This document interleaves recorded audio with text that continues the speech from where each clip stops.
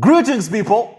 It's Mr. PDTH again on another episode of the Enlightenment series. I just want you to do a comparison of the preoccupations of Chinese Asian youth and African Nigerian youth.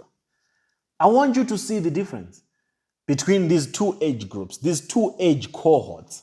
And I want you to tell me why Africa is behind. And I also want you to tell me why is China so ahead of Africa? Is it because Chinese are smarter? Is it because Africans are dumb? Or is it just because we've been focused on the wrong thing? Check this out.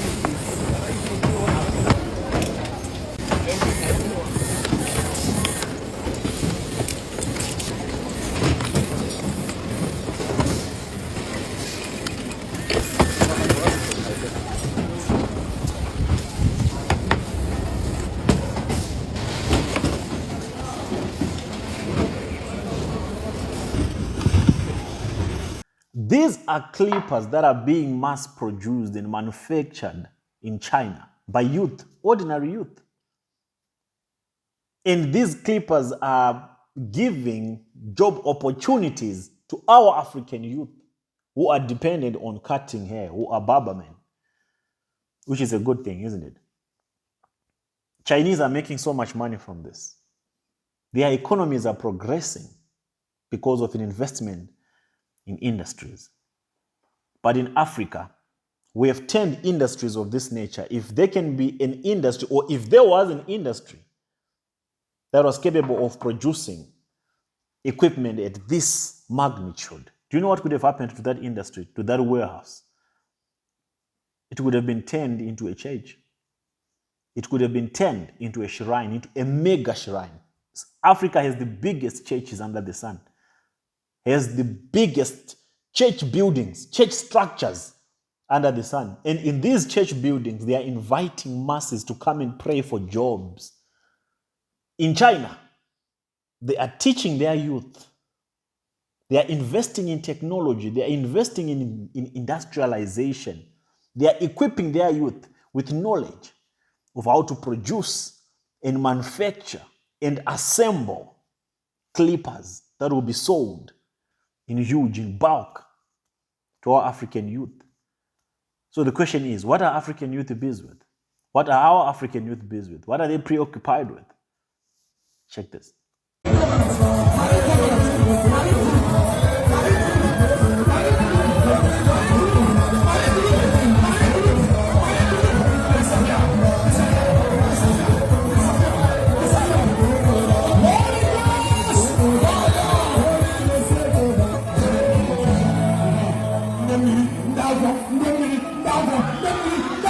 The only thing that our African youth know is to pray. The only thing they know is to shout Rabakashishi in tongues that they do not understand. The only thing that they know is to roll on the floor, manifesting the Holy Spirit that they do not have an experience with, that they have never had an encounter with. That's how deep religion has kept us humble, has kept us poor, and has kept us backward. That's why we'll forever depend on the West. That's why we'll forever depend on Chinese people. That's why we can never be self-reliant, because our focus is on the wrong things. We do not even have the leadership to channel us or to drive us towards development or investment in things that can equip our youth to become better people tomorrow. We'll forever be beggars as Africans. And religion on its own has damaged our young people to the greatest extent than what our leadership have. This is sad. My Nigerian people, the only thing that you know right now are prayer points. The only thing that you have mastered is writing prayer requests. God, I want this. God, I do this. Oh, sharabumba, karabunka, juja. All that nonsense. I feel sorry for my people. I bleed internally for my people. And we have these useless prophets and pastors that have fortified this belief, that keep on praying things will change. Nothing is going to change with your useless prayers and your lazy work ethic, your weak work ethic. You have to change, my people. Change your focus. For how long have you been praying? For how long have you been speaking in tongues? For how long have you been manifesting? For how long have you been shouting your lungs out? And for how long have you been crawling on the floor in mud?